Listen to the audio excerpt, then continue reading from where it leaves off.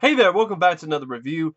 This time of the really lame, low budget, forgettable, boring sequel, Alligator II, The Mutation.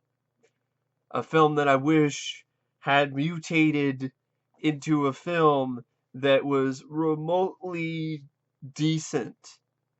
It wasn't even average. It wasn't even okay, it's a time waster type movie. No, it was just forgettable.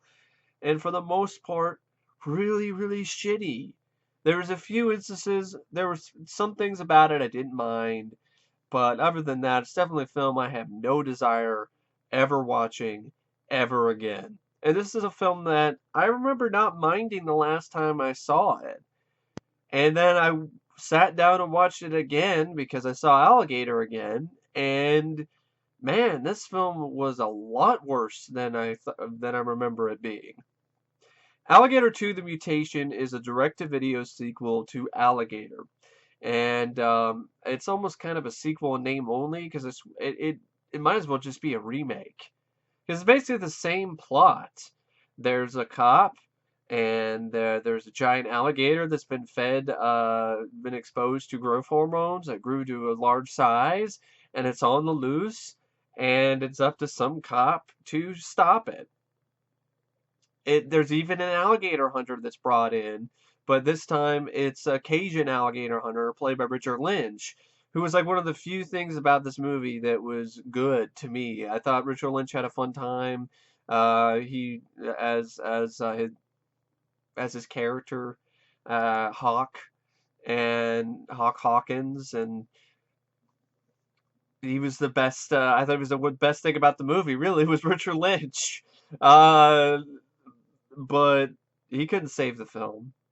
And yeah, it's the same. It's pretty much the same film, except for a ridiculous amount of boring padding that really makes me think that this film wasn't even intended to be a sequel to Alligator from the beginning. It was a different screenplay that dealt with some douchehole uh, real estate guy played by Steve Railsback, Vincent Brown, who basically is pissing off the local people, the people in the neighborhood, and trying to take their homes away so he can make money or whatever. It's not really clarified why. He's just basically, hey, I'll give you money to if you let me have your house or something. I don't know what the fuck is going on. I don't care.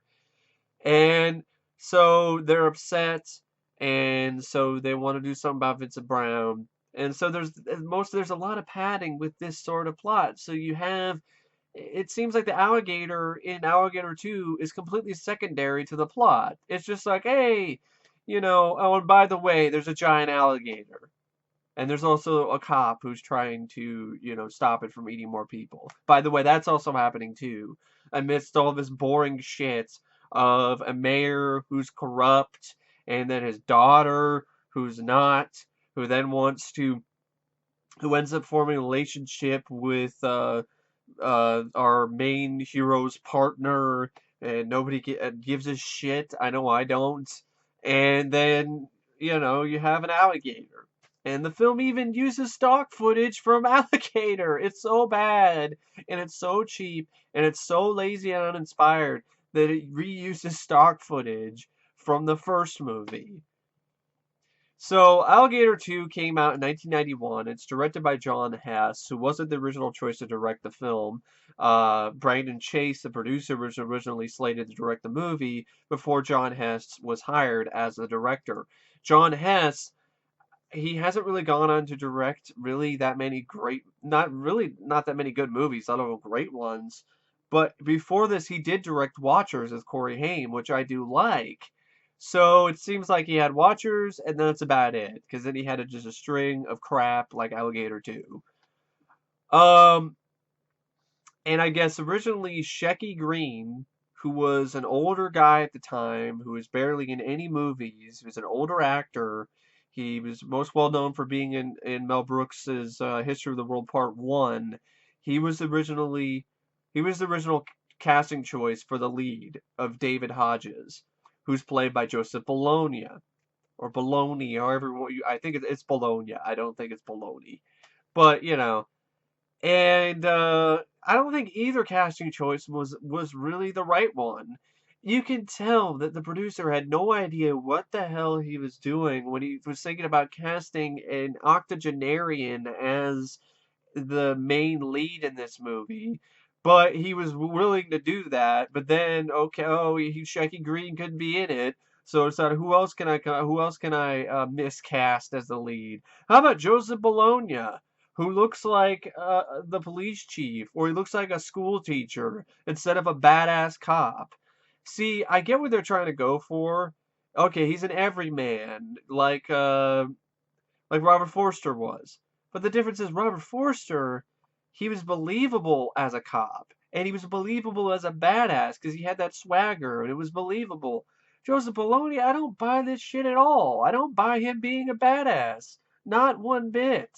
So that was a huge problem for the film because your main lead is a guy who I don't even buy that he's a cop, let alone being the badass lead guy who's gonna stop the alligator. Um, and his line delivery was pretty flat for the most part. It was very one note and a very forgettable performance.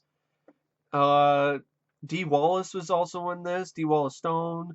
You might recognize her from The Howling. She's in this as Christine Hodges, David's wife, but she's in a nothing role. She's just there to talk science. That's about it. She's a scientist, and she's there to talk some science every now and then. And be there to confide in her hubby, played by Joseph Bologna. That's really about it. It's a very thankless role, and pretty useless for the most part. Richard Lynch plays Hawk Hawkins, the gator hunter that's hired by Vincent Brown to try to stop the giant gator. And he doesn't show up until like almost an hour, 40, 50 something minutes into the movie. So you have to wait a while until he shows up and livens the proceedings a bit. Uh, you have Woody Brown, who plays Rich Harmon, who ends up becoming the partner to David Hodges, played by Joseph Bologna. And Woody, his name Woody is definitely appropriate because his performance is as wooden as a cabinet door. It is so wooden. It is so bad. He's such a boring character, and he has so much screen time. It just sucks. And then you have like the rest of the supporting cast. You have Bill Daly, who plays the mayor, who's a corrupt guy, who basically you could take it or leave it in terms of performance. Holly Gagnier as his daughter Sherry. I liked her because she's one of the few people in the movie that had spunk, that had charisma, that actually felt like she was alive. It looked like she was alive and not a walking zombie like half the cast in this movie appeared to be for me personally. Um, Steve Railsback is in this, like I mentioned, as Vincent Brown, the douchehole real estate guy who wants to take people's homes away. He wants to, and the Crazy Boys. I'm not making this shit up. There's a gang of, vatos. There's a gang, a street gang named the Crazy Boys. Don't you know we're local? Because you have the word crazy on your jacket, man. That's why we know you're local, because you're the Crazy Boys. Stupid, the Crazy Boys. So the Crazy Boys are upset that, their neighborhood is being fucked with by some, fuckwit. And the film just spends way too much of its running time with Steve Railsback, who has nothing to do, and he's just a very stock, boring villain character he's just a rich asshole. That's it. He's just a rich asshole, and for some reason he likes to put on wrestling shows. And this film has wrestling in it. And you're just like, why? Like Professor Toru Tanaka has a cameo in this randomly in one scene. And you just this wrestling stuff, like why am I watching wrestling in Alligator 2? Why is this happening? What does this have to do with anything? This is pointless. And for the most part it is. So that's your cast. It's not much. I like Steve Railsback, and I honestly think he was a better choice to play the lead than Joseph Bologna. Switch the roles. Joseph Bologna can play the asshole real estate guy, and Steve Railsback can play the lead. I'd buy that more than Joseph Bologna because Steve Railsback has played the lead in other movies, and I think Steve Railsback is a better actor than Joseph Bologna or Bologna because his acting is pretty baloney. It is pretty much baloney, and it's pretty phony. But speaking of phony, there's some pretty chintzy effects in this that look worse than the effects in the 1980 film for some. I don't. And this movie cost more money to make than the 1980 film did. The 1980 Alligator film cost about $2,700,000 around there, depending on your sources. Alligator 2 cost $3 million, so they had $300,000 more dollars to work with, and they used stock footage from the first film. And the alligator itself, okay, in some shots it looks all right, like when it's attacking the carnival, but other shots it looks very stiff. And then you just have sequences that are just lazy, like, oh, a homeless guy is in the alligator's mouth already, and there's your death scene, there's your kill. And that's in large part due to a huge mistake that the producers made, which was making this film PG-13. Why is this PG-13? Why are you making a sequel to an R-rated movie that had blood and gore, and you're making it PG-13? And it's direct-to-video, too, so it's not like it was getting a theatrical release. So why don't you just go all out with the gore then? Why and PG-13 horror films and direct-to-video don't sell nearly as well as rated R horror films do. So I don't understand why that decision was made. It seems rather dumb to me. And it really takes away the film's bite. The film feels very toothless. It doesn't have a bite to it like the first film did because it's PG-13. None of the kills have anything. There's just none of them are memorable. There's nothing. There's nothing to it. And it's like I said, it's pretty forgettable and it's boring. Very boring. Oh, so boring. And then most of the time, whatever plot point is trying to tell, it's predictable. You can see coming a mile away, which isn't a problem to me if the movie wasn't boring. But it is, so it is an issue. So I really don't know what else to say about Alligator 2, The Mutation. It's a very dull, lackluster sequel with a miscast lead in Joseph Bologna, a plot that doesn't interest you, that doesn't get you excited. It's not in so bad it's entertaining movie. It's just so bad it's boring. The gator attacks aren't much. The direction is flat. The writing is uninspired. There's one time I chuckled, and that was when Richard Lynch was taught after Vincent Brown got eaten by the gator in a predictable way. Um, Richard Lynch is all like, but I haven't gotten paid yet. It's like I didn't get paid. So I just kind of cracked up because that was such a random thing to say that I couldn't help but laugh at that. And I like Richard Lynch's line delivery, but that's about it. There's nothing else. I mean, except for the finale where Joseph Bologna blows up the alligator with a bazooka. That was pretty cool. But there you go, folks. Just find the sequence of Joseph Bologna blowing up a giant alligator with a bazooka, and you've seen Alligator 2. You've seen the best thing. I mean, you have Richard Lynch, who's one of the best things about it. See, it's so forgettable. I forgot about that. And I like that scene, but it's such a forgettable movie for the most part that I focus more on Richard Lynch than I did with the 30-second scene where they blow up an alligator with a bazooka, which is a pretty explosive finale. It's pretty cool, and it's honestly pretty badass. I wish Robert Forster was the one pulling the trigger instead of Joseph Bologna, and I wish it was a better movie.